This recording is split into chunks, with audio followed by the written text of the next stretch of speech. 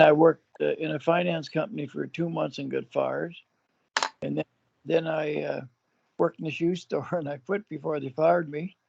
And after Dave, and they put me in the Business Hall of Fame here. Now that wasn't a very good start to it, but anyway, uh, Dr. Dave Boswell came out to Kensington, and I found out about it. And he was trying to recruit kids to go to UNB summer school to get qualified to teach.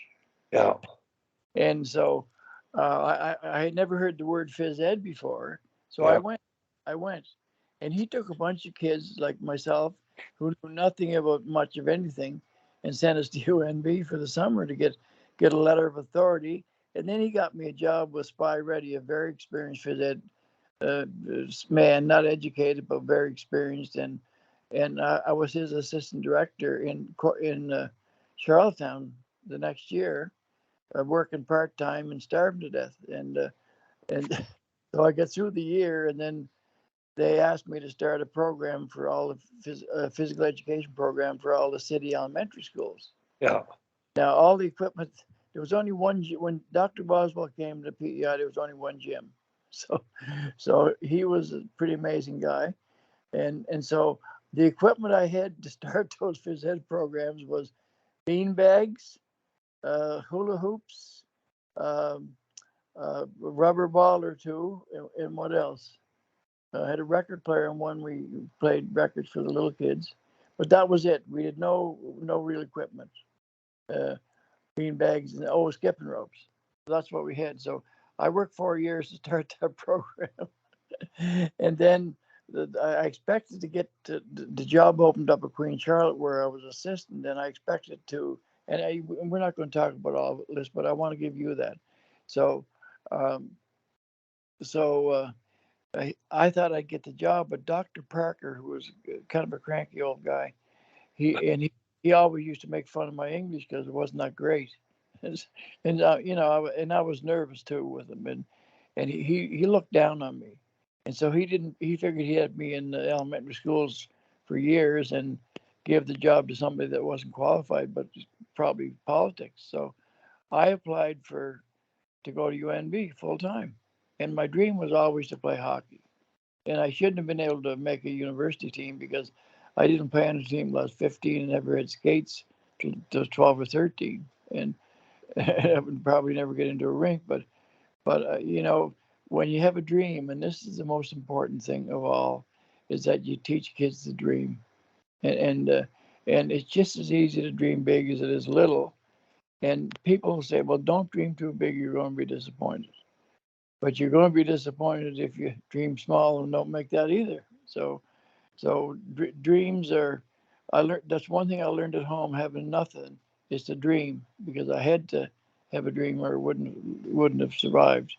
And, uh, and so the dream is so important. So I went to UNB and played there and played beat Kelly for 2 years. And my first game was against Santa Vex, and I had two goals and get into a brawl.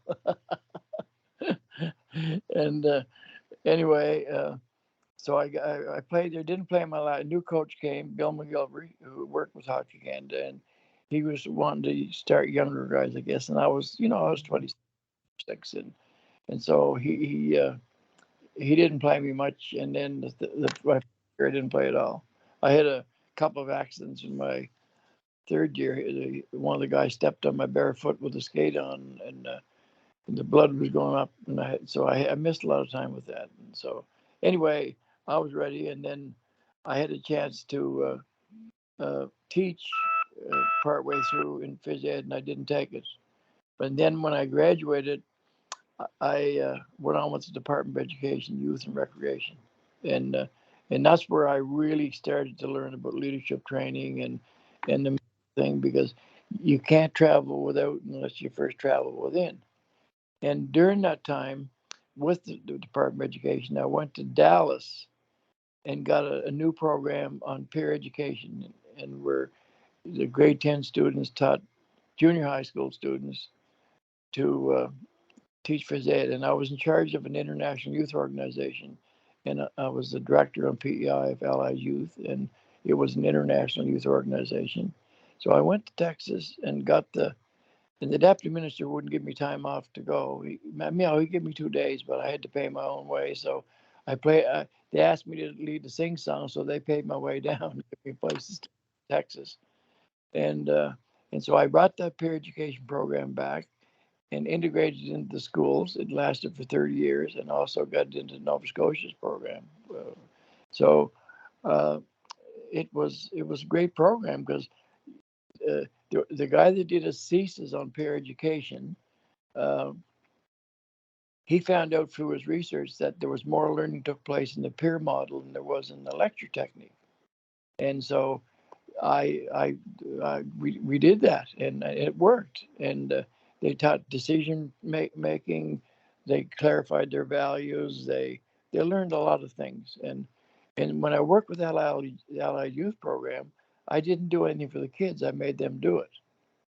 But they were dreamers, and some of the ones that have, Dr. Nancy Commode, Dr. Philip Smith, he's been a Canadian Teacher of the Year for a number of times in the university level. And Dr. Camo, you met, I think she's one of our advisors. She's world famous for prevention and intervention teams, programs in behavior, that kind of thing. So I know I'm going in circles here, but we so that was really going good. So when I left government, I took the peer education model and and and uh, and worked with it on uh, with our own programs. But before that, I took 18 months off, and I wanted to learn about skating properly because I'd never been to a hockey school, I never saw a hockey school, and so I looked up who was doing it. And Dr. Gaston Marcotte at Laval University was one of the big guys that was. See, a lot of the research in skating was done in the late 70s. And so I borrowed my brother's Honda Civic and drove to Laval University in Quebec City. And I got a meeting with him. And he was in his office, and he didn't seem to be overly friendly. I couldn't speak French, of course. And I know he didn't prefer to speak English, but he he talked to me, and I said, I want to learn about skating. All of a sudden, he saw he had a student, and a good teacher is always looking for a student, right? And he got excited. He got up on the floor and started demonstrating stuff. He gave me a whole lot of his research stuff in French, and I got it translated. And he came down to visit me after. So he was a mentor. And then I studied the works of Dr. Wayne Marino, and Pierre Paget was working with Dr. Larry Holt at Dal doing research. And they were doing a lot of things on starts, stops, turns, all that stuff. And they used cinematography and whatever was the technology that was best at the time. So he had these models, and I know that your name came up somewhere, and of course, oh yeah, because I went to a lot of level 5. My first one was 1963, and most of them were in Calgary, and one was in Fredericton when Dr. Mahar and his brother, whatever his name was from Montreal, was part of it, and Howie Meeker was there. Howie Meeker inspired me, made me understand stick length probably, because that was his deal. Are you still listening? I sure am. Oh, okay, I'm sorry.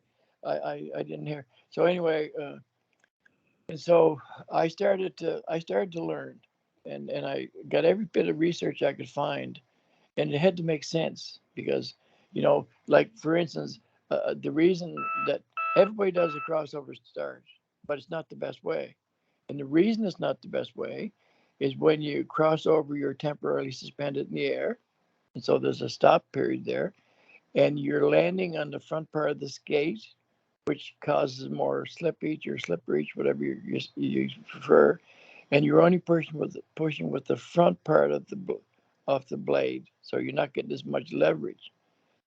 A lead foot start, you've got a skate 90 degree push to the direction of travel, and a 90 which will propel you forward that way. You get more grip and more leverage, and so that's why it's faster. Now, your friend out there, but six railroading is all the same. He doesn't understand science because he decides what he wants to prove and then goes ahead and proves it. Yeah. Al, I just want to mention on stopping crossovers, uh, it's almost like a forgotten skill that they don't teach. And you taught it with the youngest kids. And when I watched the Calgary Flames do a lightning drill, half of them, not half, maybe six players out of 20, stopped on their favorite side. They didn't face both ways. And I thought that was bad. But I also noted they crossed over. And the reason I argue against the crossover start, there's no place in the game. You overskate, have to put the brakes on, and you're going to not face the puck and control your skating to play without the puck. So that's my, the biomechanical things make sense, but it's hard to convince people because, boy, it seems like you're working faster and harder, and so it should be better. And the measurement and timing of the two techniques is, to me, what's going to prove the difference and did prove the difference. And it's a matter of science. But I just want to teach it for one reason, Al, so that you always face the puck. You can open your hips up. It's conducive to playing the game of hockey. Crossover starts are pure bag skates and conditioning. Exactly, and if you notice the two top skaters in the All Star game, the best times both started open. They didn't cross over. Yeah, well, that's the speed skaters start, eh? That's what they do. They're obviously in the science of starting and skating. Oh yeah, and like I recommend speed skating for anybody that any hockey player. If you can get a couple of hours on the ice a week speed skating, Yeah. it lengthens your stride. It's just like makes you it'll revolutionize you. And there's a guy in Nova Scotia that I want to get to see if he'll do it. And Yeah. and so I'm going to throw a whole lot of stuff out here, and then we'll pick what do we have time to do. So, so I mentioned today that. So what did I do from there? So anyway, we integrated it in there, and then the boys. Josh is wondering if it's worth teaching leads foot start or instead of crossover because everybody does it. Well, I said, Josh, if you want to lower your standard, where does it stop? That kind of thing. Or I forget how I put it, but always go for your top standard. Tommy McPhee never uses a crossover start, never, and he's one of the best 2009 kids in probably in the country, and he doesn't. And but kids leave me, they do a lot of things, and that was a boy that I had to take a call from. He's a Newfoundland kid that went to Notre Dame. I coached him for 6 years with the 2006s, and he went to Notre Dame last year. Uh, Played on the second team, whatever. Now he's got and he. I worked with skating for 6 years, and he's a defenseman. And I told him about you, and that you're a defensive specialist, and just to let him know we're all with him. But now he's got probably 5 or 6 or 7 U.S. colleges after him. Quebec Ramparts called Clark McLean, the Doug's son, who I work with as an advisor, and they're trying to get him to go to Quebec because they drafted him, but he went to camp last year and he didn't feel comfortable. So he's out. He's out there. He's playing with the juniors and the midgets, and he went to Halifax. Everybody wanted him, and he's a big guy that he stayed here with Lois and I, and he loved Lois. She loved him, and so and the father is he's a big he's got a big construction agency. He owned 85 trucks one time, and they're best friends with Alex Newhook. And Alex Newhook went to St. Andrews College School, and he went to the Grizzlies, Victoria Grizzlies, and then he went to Boston College. And so they're best friends. And he's comfortable with going that way because he wants to stay in Notre Dame and get his grade 12 with his friends and play junior next year. And he's playing junior now, up in midget both. And so that's what we said. Look, whatever you're comfortable with, you can get there either way. And so we're going to tell Quebec lay off, that kind of thing, because they'll be chasing him. But I'm sorry, I had to take his call because he was playing a game after out there.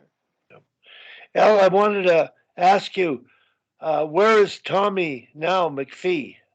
He's home. He's playing AAA Pee Wee. No, AAA Bantam. And he's an 09. There's not many 09s playing. And and so I got a question. I sent a video of Thomas, game clip, one shift.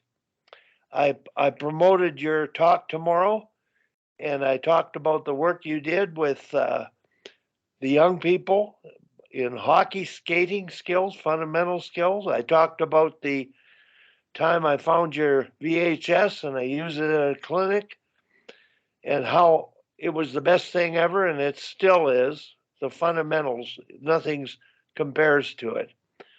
And Tommy McVie, the stuff you did with him, the videos that I looked at of what he did on the ice, it's so fundamental and necessary to master it. And I'm looking forward tomorrow because I'd written down that so many great players have come through your program, and of course, everybody knows about McKinnon and Thomas. My question was, how old were they when they started your program, and how long did they stay in it? Well, Sidney started when he was probably 5 or 6, and he stayed 8 years because he stayed till he was 14. And he became a demonstrator, and he framed his demonstrator sweater and sent it to me there a couple of years ago. It's beautiful. And anyway, he stayed there, and McKinnon came specifically to work on his skating, and his father said, that's what he wanted, and he was always small, and he came for a number of years. In fact, his father came in one day.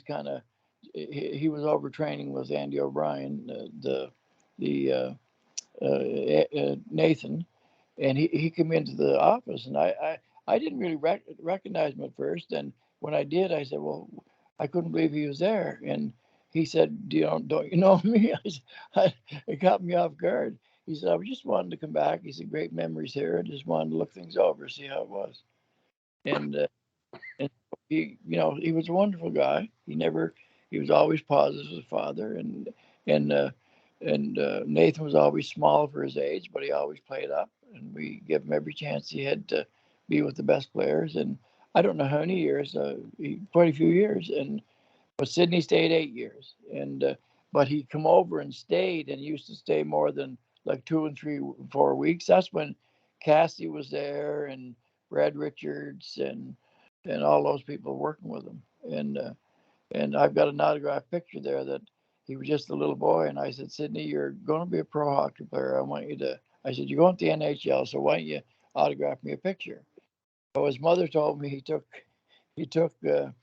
about 15, 20 minutes to warm his hand up because he wanted to do it perfect. And I still got a question about elite players and people like those two.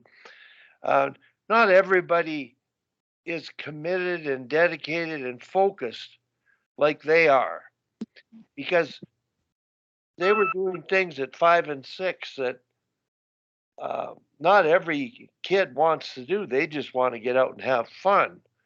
But those fundamentals that they got, they separate themselves in the best league in the world because of those fundamentals. And the stick length, you and I talked about Nathan's stick length. Have you ever found out if he's made it shorter or? I don't know. Look, I say it's hard. I don't think it's over long. I think it suits the way he skates, and Yeah. The long arms and short arms come into play there as well. Yeah. And sometimes I think McDavid's got maybe short arms, but His is around his chin or a little under it. Yeah. It works for him, but he's a pretty straight up player. And I'm not. I mean, these guys that use long sticks can use them well, but you often wonder that. I know that it seems the lower the league, the longer the stick. Like you'll Yes. find Yeah. sticks in the American League and in the East Coast League and stuff like that. But anyway, those are those are the mechanics. And somebody sent a research thing to me. I don't know if I sent it to you or not, but I can send it to you. But this guy he picked it up on the internet, and the guy was talking about the two things that make skaters go faster. Is quick strides and long strides, gliding and quick. And I said to him, well, there's one component left out of there, and that's mechanics. And I said, and that's totally related to alignment, because you can have quick feet and you can have long strides and be totally off balance if you're not doing it. Yeah. And so it's a whole different thing that many other factors come into play there. And I wrote a letter to him and explained it to him, and he was pretty happy with it, because he's a guy that's curious, and we have long talks about this stuff. But now that's part of it, and so here's the situation. We have to first of all get kids to dream, but we also have to help them with their dream, because you dream and then goal setting. Goal setting is a stairway to your dreams, and that um, with time limits on each step. So we teach kids that, and I just in case I forget, I was talking to you about the boy with all the that scored 5 goals in the third period. Yeah. That shot 37,000 pucks after he didn't make he didn't make the team the second year. Yeah. Anyway, I held a spot for him when he come back, and when he was Pee Wee, he shot 37 pucks outside of his house, and in the wintertime, and in between January and June or April. And it didn't show up there. But when he was Pee Wee, his team was AAA team was behind 5-1 in this going into the third period. He scored 5 unanswered goals. So the work you do now pays off ahead. And I know I'm drifting here, but I want to make a point, because he was a wonderful Riptide player, wonderful AAA player, Yeah. and he so Cape Breton drafted him, the Cape Breton Eagles in the Major Junior League, Quebec League here, and he didn't play. They sent him home, and then he didn't play, and it was good because I wanted him to keep his eligibility open, and and so he did, and they come over to play in an exhibition nothing game, and he played and he lost his eligibility. So then the next year they cut him without really giving him a real try. And he may have it. I don't know if he even played a game or two, but anyway, they cut him, and he lost his dream because he failed, right? And he felt, well, my parents are Mounties, and that's what I'll do. So he started working out about 4 years ago, really working out in the summer, and got a job lifting heavy stuff, and still, get strong and everything. But now he's playing he's a leading scorer in the Maritime Junior League, Junior A League. He's got 39 goals, and I sent him a note today to make it 50. And Gardner McDougall wants him. Gardner McDougall wants him. There's a whole lot of schools want him. And in fact, one of the coaches that cut him at Cape Breton is coaching Brock or somewhere in Ontario, and he wanted him, and he sort of apologized for cutting him. Well, I got a question about that. He's playing junior A, not major junior, right? Yeah. Not many universities look at junior A guys in Canada because they have WHL scholarships. And to hear that Gardner McDougall is looking at this kid, that's a sign that you can play in that league if you do the right things growing up and he did more than the right things. He shot extra pucks. Yeah, and he had I had those kids on the ice for every spring for 60 extra hours or more, and with level, and I'll get to that in a minute, the importance of how you run a practice. But so anyway, the point I was trying to make, I'm looking at a book here by John Maxwell. It says Failing Forwards, and we have to teach our kids that failure is an event. It's not the end. And failing can be a positive thing, but we have to get that in their brains when they're young, and not reinforce that when Mark lost his dream, and now he's got it renewed again because he can still go to the NHL because one of Josh's friends did the same thing, played at UNB, then went to the NHL, played junior and major junior, whatever. So so the failing forward is important, and that's a book that we have here. That and and I know that. So that's a bunch of hodgepodge. But here I want to, I don't know if you can. Al, that book, Maxwell's book, Failing Forward. Have your U9 kids done any work on chapters from that book? Well, yeah, I'm going to go over that with you now because somebody said, "Well, what do you do? What are the first books you use with little kids and novice kids?" So formalize, but I've and I'm going to try to get them to formalize it. But there's books like this book here. Can you see that? You see that? Yeah. That's Good. made by a Navy SEAL Yeah. that novices can take home and their parents can work with them on it. And the gist behind Make Your Bed, and there's a whole lot of things in it. It's easy to read. Is that you've already done something constructive to start your day off, and it's good to have success before the first thing. It's a wonderful book. It's little things that can change your life and maybe the world just by making your bed. And Admiral William H. McCraven. And No, Al, that book is part of your U9 program. that's that's a novice book. Yes. Okay. And, Now here, and the other books we use for that they recommend for novice, and we used, and I went into the library today just to purpose to get these. Al, before you get into the books, can you explain how they might read a chapter and they have to write a one page? Is that the assignment?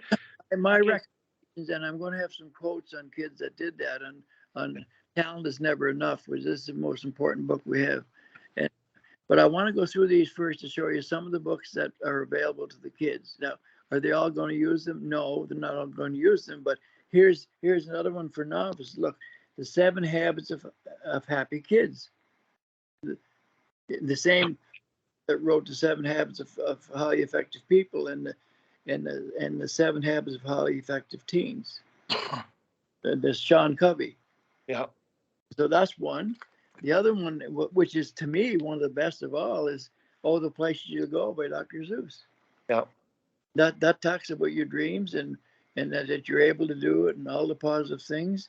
Al, And that book you just held up, yeah, I read one page out of it to the CIS coaches and players that were in the Nationals in Eastern Canada. But I read that book on Dr. Seuss, and one of the girls in the audience, she was saying the quote out loud. She said she read it every day as a child.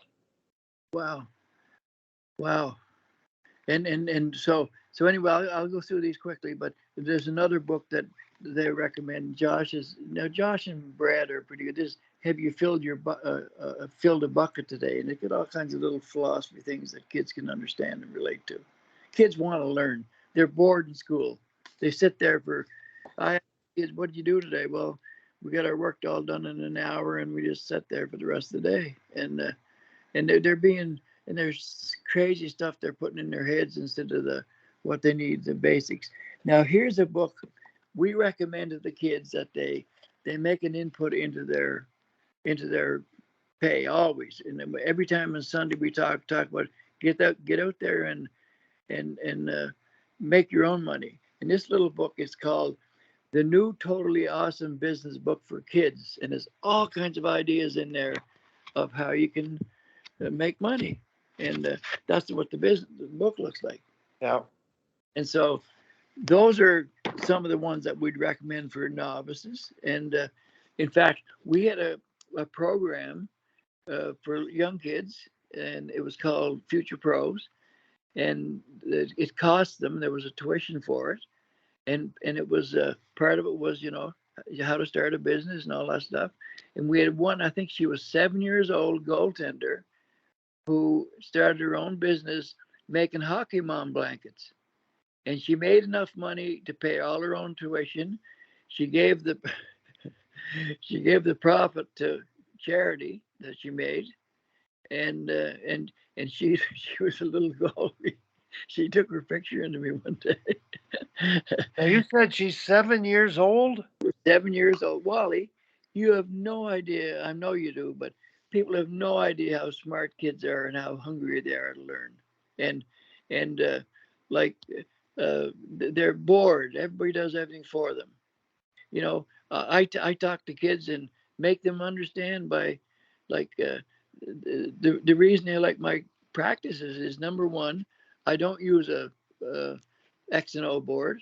I talk to them and so they can start using their imagination by painting word pictures, and Yeah. they pay attention. And if Yeah. there's one kid that can't learn like that, he goes to the end of the line and watches the rest, and the other guys help him to understand it. Yeah. They're all becoming teachers. Okay, so Yeah. when they read the book, now this Talent is Never Enough is the best book that kids. Yes. Yeah. It's unbelievable. There's a chapter, and the kids read it and then give you a feedback on it. I've not every team I had read that book, and I can tell you story after story after story of kids that overcame. And in fact, every story is they got a fun part to it. Like, for instance, one boy was a little overweight. He was on my all-star team, a riptide team, spring team, but he took panic attacks. And his dad would come in, and he was kind of concerned. I said, "You go away now and let me handle it. I know how to handle it." And so he'd go on the bench and he'd cry. And and he was a big kid, and he was a little overweight, and rightfully so, because he had a drawer full of chocolate bars by his bed, and in the middle of the night he'd reach out and take one. And so and I remember he got a new, well, they call them buckets, but they get a new helmet, and from behind he looked like Norm Kwong. Huh. And a little 7 or 8 year old, because the helmet stood right on his shoulders. So anyway, he got along. One day he was on the bench crying, and I went over and I said, "Tiny boy," so I nicknamed him Tiny Boy. Kids like to have nicknames, so Yeah. Tiny Boy, get over here. We need you. And he looked at me kind of funny looking, and over the boards he came. All of a sudden he realized he was needed. Yeah. And kids all need to know they're needed. Everybody needs to know they're needed. And I know, tell you all kinds of stories like that. But anyway, we'll move ahead a little bit. And we went to Ottawa to play, or somewhere. I think it was Ottawa. And we rotated the C's and A's, and there were about 9 now, maybe 10. And the captain, the guy that hit the C on, was Sil the Thrill Yostin, who was a defenseman. And he had more tongue than the Mounties boot. So they all have to get up and talk to their team when they wear the A's. And we step out of the dressing room, and they get there. And when we have get-togethers in the classroom, the kids go over the stuff with their little men on my board there, but they also get a chance to get up and talk. And so they learn to get on their feet and talk. And every time they get talked, whether it's good or bad, and when we ask my opinion, they all get an applause. And rather than me saying that's not right, say, well, does anybody else get any other thoughts? And so they don't feel put down. You know what I'm saying? So Yeah. those philosophies are over 6 or 7 years really help make a difference. So How long have you been doing that, Al? all my life, like You when I bring them in, I don't bring them in very often because they know what they're going to do before they go on the ice, and there's no waste of time and there's no lineups, and they just keep moving. Yeah. And when they do come in, the main thing I bring them in for is philosophy.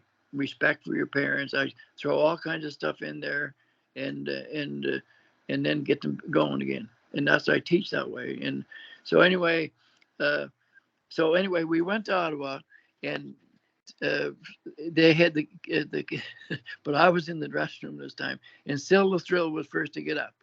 He said, "Boys," now there's a 9-year-old. "Boys," he said, "we got to do a better job of working down low. And when the forwards come back, it makes their job in defense a whole lot easier." So I said, "Tiny boy." Tiny boy gets up and looks around, and moves his head left and right, and he said, "Good," and he sat down. Now, so it sounds funny, but it was a start. And all of a sudden, Tiny Boy, it got better and better. And he came into my office one day with his picture. He's now, like, he went through university. He played junior A on the Western Capitals, one of the best teams in the country. Big, tall defenseman, 6'2", came in with his picture and said, "Thanks for all the help, Alan." Well, And Al, what you just talked about, Tiny Boy and the people coming back and helping their D9-year-olds. Now that was back in the whole ice day, and I'm sure you're playing whole ice oh with yeah, spring team. But I have the same story with the U18 prep team, and I'm evaluating the coaches. But I go on the bench and I watch the team play. Well, they didn't come back and help their D. They wanted to wait outside the top of the circles for a breakout. They never came in and helped out. And I made the point to the young coach I was evaluating that, look, they don't have any D zone cover. They have no idea. These are 18-year-olds. And the young coach said, well, they should have learned that in U10 hockey. And I looked at him and says, well, they obviously haven't. And you are being evaluated here to teach that. exactly. And when we went into the dressing room, I used that questioning process with, what do we have to do better? The captain stood up and said, we have to play better in our end. We're running around so much, it's crazy. And I looked at this young assistant coach and I said, they know. And a coach has got to know that that's the start of respecting your team and helping out. But good point, Al. I'm glad you made it because it really rings a bell with me. But the work that you're doing with U9s and they move up the ladder in age groups, you mentioned to me you've got graduate players from your school that have gone away and played and come back, and they got occupations, and now they're helping coach your programs, are they? Oh, we have coaches all over the world. Uh, like Dave Cameron came to our school years ago, and when we weren't doing all this stuff then, but he came to Dave Cameron came. He'd already played 5 years in the NHL. He came to work in the skating, and that was earlier when we were just starting. And I had them going in and scoring on their like, not on their forehand, but turning the stick around and going high on the far corner, so they'd have to go even farther. And he could do it. And so we cut 2 inches off his stick, and he could do it. And he said, "I've been playing 5 years in the NHL with a stick too long." Yeah. That's Dave Cameron, who's coached pro, and he's coached national teams, and Yeah. and uh, uh, he's been with Team Canada now, coaching their under 18 Aaron, pro. I'm sorry, I'm on a Skype call now. Bye bye. Yep. So we have coaches at universities. We have them coaching in Europe. They're graduates. They coach all over the place, and because we've had 43 years, you get a lot of people going through your program. But I'll just finish with these, Wally. As far as the books go, Okay. Talent is never enough. How Successful People Think by Dr. John Maxwell. The 7 Habits of Highly Effective Teens. Bruce's book, Leadership Through Sport Winners and Manual. and the development manual, the leadership playbook, uh, Rudy's Rule. Do you know who Rudy is? That's the football. That's a football player. Yeah, the Notre Dame player. Yeah. That's him. I got an autographed book. He says, to Alan, Rudy, whatever his last, I can't pronounce his last name, dream big. So that's his book there. He was My favorite movie, and I heard him speak.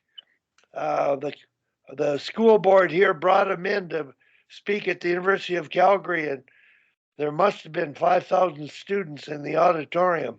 It was amazing. I heard him at a seminar, an Amway seminar that down in the States somewhere, and the leadership playbook. That's one, and then the little athletes, big leaders, and grit. There's the little book of talent by Daniel Quayle. There's so many. Like I went into the Oh, yeah. office, there was literally hundreds there, hundreds of books. How Well, champion. I got a question. I know what you do on the ice is so meticulously correct and taught, and the kids do it, and you're able to get them to focus and do it.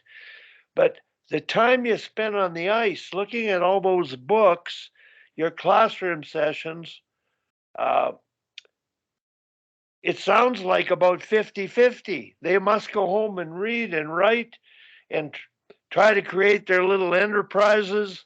Uh, they're developing life skills through your program at that young age that sports should develop for all people at all ages.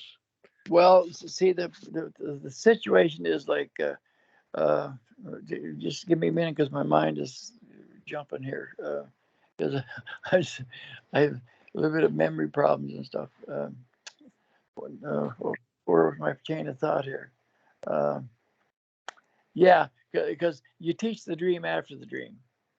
Right. Okay, you Yeah. teach the dream, and what would you like to do? What's your next dream? Your dream there, because everything we're going to do for your dream should streamline with the dream after the dream, because you're going to be happier doing something you like to do. And so they put a lot of thought into that. Some of them can come up with an answer, and some of them can't. We're not sure yet, but but everything we do is, and we wouldn't run hockey school. I wouldn't have left my job with the government because I was doing really well. I was a provincial youth coordinator, and I traveled all over the world with youth travel programs and stuff, and I wouldn't have left there and to do something that it wasn't worthwhile. In fact, things were getting we weren't getting as much support with our youth programs, but uh, I wanted to do something different. I wanted to do, and Josh is the same. If all we were doing was teaching skills, which we try to be the best at, and being the best changes, because if you don't keep learning, you're not going to be the best.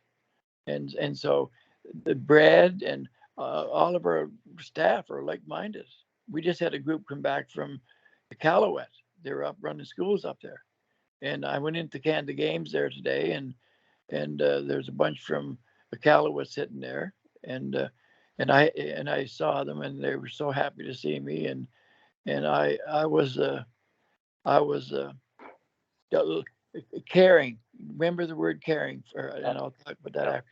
But anyway, I went over, and they were so glad to see me, and uh, and the boys had just been up there, and this man's wife was one that supervised worked with our group that we sent up. We sent 4 coaches up to work for, well, I don't know, a week or whatever it was, and I just thanked him for that. And there was a guy there wanted to get his son into.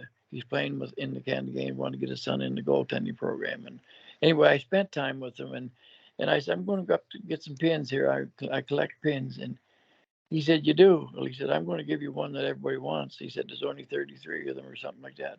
He gave me the one from the team from the north, the with young kids on it from the native community and stuff. And he said, here's that. I said, well, can I pay you for it? And he said, no, after all you've done for us, no way I'm going to charge you. And he laughed, and we carried on, and I got the uncle into school, and it was like I left in tears because I guess these people were so grateful and so thankful, and being thankful Wally, and you've had this happen to you, but I had a kid last year that I coached or I taught phys ed to when we had nothing to work with 58 years ago.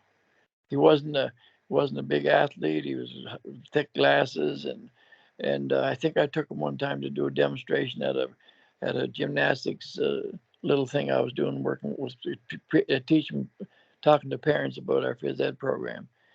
Anyway, he called me 58 years later, and he said, "Alan, this is Danny Taylor." And as soon as he said it, I saw his face. I could see his face. And he said, "I just wanted to call you and tell you that you made a difference in my life. You inspired me." And I said, "Danny, thank you so much. You just made my day." He said, "It's nice." And he said, "You, Kenny Campbell." He said, and and Kenny Campbell is Ava Boudelaire's grandfather, and he's a good friend of mine. And she's tearing up the league. She's finishing her 5th year playing goaltender for University of New Hampshire. Well, And 58 years ago, you coached that young man, I taught him phys ed. taught him phys ed, and he came back 50 years later to thank you. I mean, I was at a banquet last night with a bunch of former players, and it was a junior A banquet, and the the satisfaction of meeting players you coached and the look in their eyes of appreciation, you couldn't put a dollar sign on that. It's worth Yeah, more than any paycheck. And yeah, I experienced it last night, and I think what you've done is, you treat kids the right way. Now, I got a strange question I'm going to ask you. When you started out, you went through 3 jobs. You must have been a rebel. What? And but it took a while to find out your passion and your direction. yeah. Except I never got fired since I started working with kids. Yeah, but but you know what, Wally, this is not for the people we're talking to tomorrow. I don't want to talk about me. I want to talk about how they can help kids. This is for you and I. yeah, But uh, and but one of the reasons that when I worked in the bank, see, I played intermediate hockey, and that was always there because I played intermediate hockey, won a scoring race, and then I got a chance to play senior hockey against Buck Whitlock and all those old legends. But it was in Summerside, and Summerside's about 12 minutes from Kensington. And the bank manager said, "No, if you're going to work with the bank, we want you to play hockey here in Kensington," which is, and I said to myself, "No, my dream is." I said to myself, "No, my dream is to play in there." So one day he found a mistake on my ledger sheet, and we spent about I don't know how many hours trying to find it. And when we did find it, it was the accountant that put a debit on my sheet without me knowing it and didn't add a credit. It wasn't even my fault. But one day the bank manager came in and said, "Alan, I don't think you're suited to this work." yeah, So thank God. yeah. Life takes a funny journey, doesn't it? Oh my, it does, Wally, and it's so short, and it's you. Uh, I've been into Canada Games watching it there, and I haven't been out a lot, but I'm starting to get out now to some games, and I'm driving again and stuff like that. But I get I get confused a little, and memory gets bad, and I get rattled. But every day is a gift, and I'm improving all the time. In fact, I have a friend. He came into Amway with us. He was I think he was a construction job or something, and he was working at. And the big thing for that, him and his wife was uh, how much booze they could have at Christmas. And so he came in, and we just accepted them the way they were. And he came in, and he came to a seminar and got his life straightened out. Him and his wife with the Lord. And he stayed in our business for a number of years, and then he worked up and was with Heinz up in Ontario, and then he went to Bible school and became a pastor and a missionary. And he was working with Franklin Graham up north. Maybe I told you this, helping the vets, military vets, recover from their whatever. You know what I'm saying? And he was working with him, and he took cancer, and he went through the treatment and recovered or went into some remission, and came and visit us a year or so ago and stayed with us overnight because of a storm. But then he come back to him, and had to go back to Chicago and get a whole lot of cell transplants and stuff, whatever it is, and he's starting to recover a bit, but it's been a tough time for him. And so he knew I was going through some stuff at the same time, so we were encouraging one another. And the other day, I said, I said, how you doing, Wayne? And he told me all about it, and we were texting. This is not a conversation, texting, and he said, how are you? And I said, well, I'm doing pretty good. My memory's a little bad, and he said, I'm having a little trouble with my memory too. He said, love you, Bob. He signed it, love you, Bob. And the funny part was he beat me to it. I said, okay, Ray. His name is Wayne. So you can be thankful in any. Did you listen to that tune I sent you? No, I haven't. LD, do you have a pencil handy or a pen? Yeah. I'm gonna get you to write down the title of a movie. Yeah, it's home. Oh, you told me the other day. Woodland. Woodland. Yeah. I'll write it down again here. So I thought I did. Make sure you watch it because it's exactly what you're talking about. In the United States, when they eliminated segregation and the black kids had to go to the schools, and the football team, and the story of how it came together with the help of a pastor, a young guy who was able to bring the team together. It's just a real powerful show. So I wanted to make sure I mentioned that to you. Yeah, But okay. listen now, I've got to feed my pets, and I've got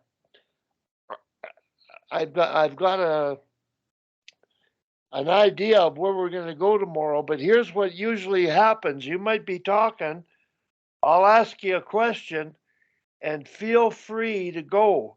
But this stuff you're talking about is precious. Well, The leadership stuff at that age, people have no idea of the capacity of young people. no, they don't. And kids, when they, when they believe, when they believe that they can do something, and you believe in them, you got to believe. But the one thing that is really important, Wally, of all the stuff we do is caring. Caring about people is a building plank for any business or anything you're doing. If you don't care about people, you know, then do something else. And in fact, with kids, they have to know you. They'll listen to you. They'll rise to the level of the expectations of people that believe in them, Yep. and the people that they admire. Yep. And I thank God having kids that run into me. They run over to say hi. And I remember going through the farmers market, and this grandmother come out and give me a hug. She said, you taught me phys ed in Prince Street in the early 60s, she said, and we had so much fun. And she gave me a big hug. I said, okay. Wow. That's payback, boy. That's what you get. And people don't understand that. They don't understand. Yeah. Like making money and doing all that stuff, like it's so meaningless if there's not making a difference in somebody's life. Like every day I pray that I try to remember to pray that if I can make a difference in somebody's life today, whether it's just telling people that you're looking good today, and one of her Tommy's mother said today to me, she saw me, I'm glad I saw you today, Alan. You're looking great. And I said, I love you like a daughter or a granddaughter. I text her back. And anyway, so I work with people and help them, and some of them appreciate it and some of them jumped the other way later on, but that's all right. That's not my responsibility. Yeah. If I can make a little input in their lives, and I'm working with some great kids right now. One great kid, and he has to learn to skate. His parents could never afford to put him in hockey school, but he played spring hockey, and he needs to learn to skate. And he was well looked at the Canada Games. He's a 15-year-old, and like I just can't wait to work with him because he's got such a great attitude, and he's gonna. So I got Josh to give him a job for the summer and to have him stay down because the father's a oyster fisherman. He only works seasonally, so they don't have a whole lot. And but I mean, if I can make a difference in his life, and even if it's if I don't see the results, if I'm not here to see the results, it's still meaningful, isn't it? It's It is, Al. It's gives you a reason for living. Yeah, and you understand me, Wally, and I understand you. And I've got one other Cape Brittoner it was a school teacher, and he thinks on the same line as we did. And I talked to him last night, and someday I'm gonna read you what I wrote for my brother-in-law. Uh, you feed your. I'll hold you feed your pet. I want you to read this. I want to read this to you. Yep. To finish off tonight, and you'll understand. And I've talked to you about understand where you come from, but go feed your pets and I'll hold on for you. It's only going to take me 5 more minutes or less. Well, I've got time, Al, because when I feed the pets, I can do it on the way out to the hockey game I'm going to go to. I'll see if I can get it online. It's online because You go ahead and search it because I want to hear it right now. okay. I was. And I'm going to get a glass of tea to take my medicine with. Okay, I'll get it here and try to. Okay, you search it. Okay, thanks. Lois. Lois.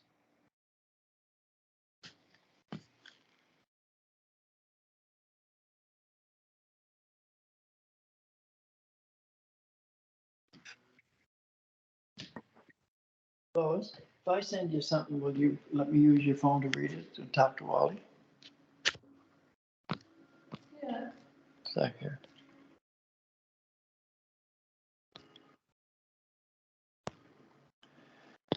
Where are we at here?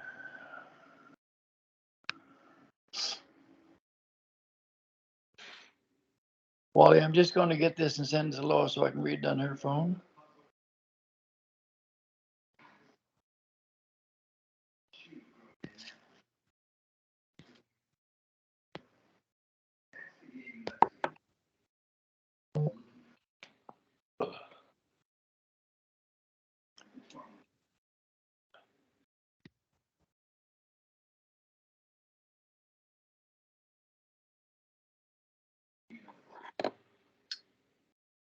Should be gone to you.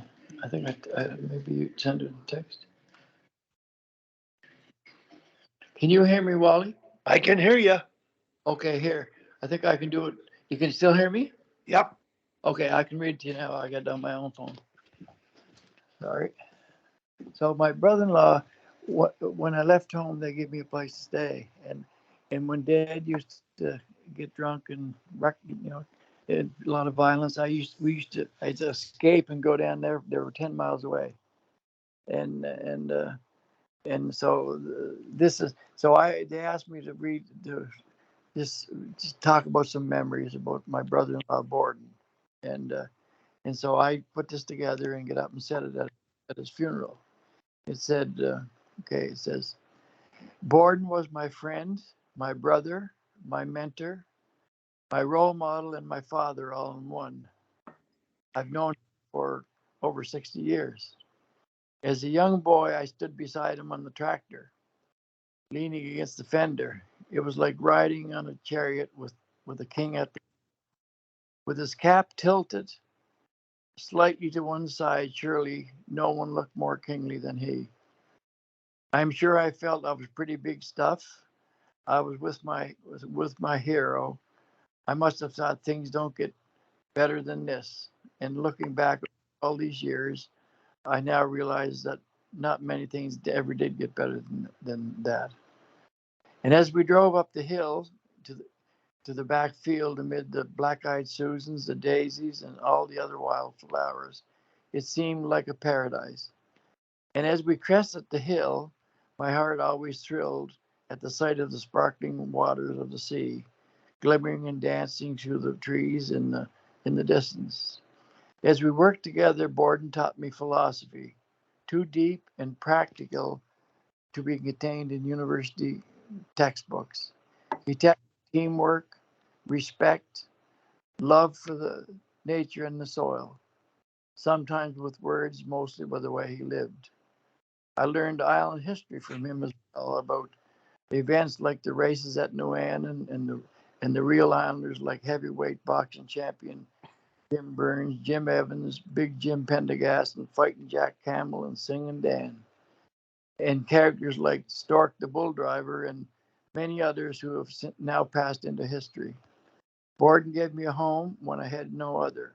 He and my wonderful sister cared for me and made me believe I was somebody, gave me hope and a reason to dream. And Borden uh, made his life fun, for he was also my buddy. We had he had a real sense of humor and loved beating me at crokinole, pool, horseshoes, and the many other ways we used to compete. I hardly ever won. However, I didn't mind uh, losing to him. After all, he was my hero.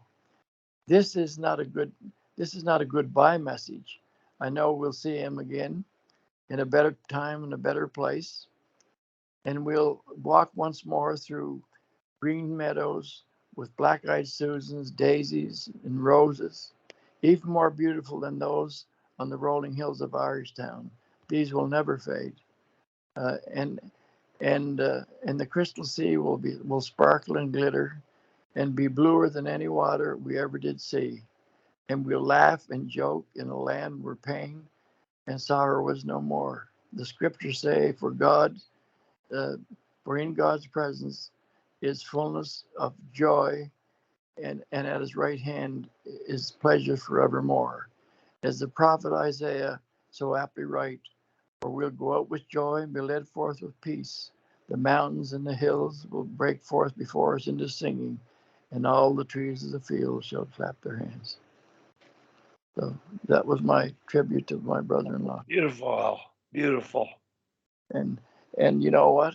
It wasn't hard to write because it's the truth.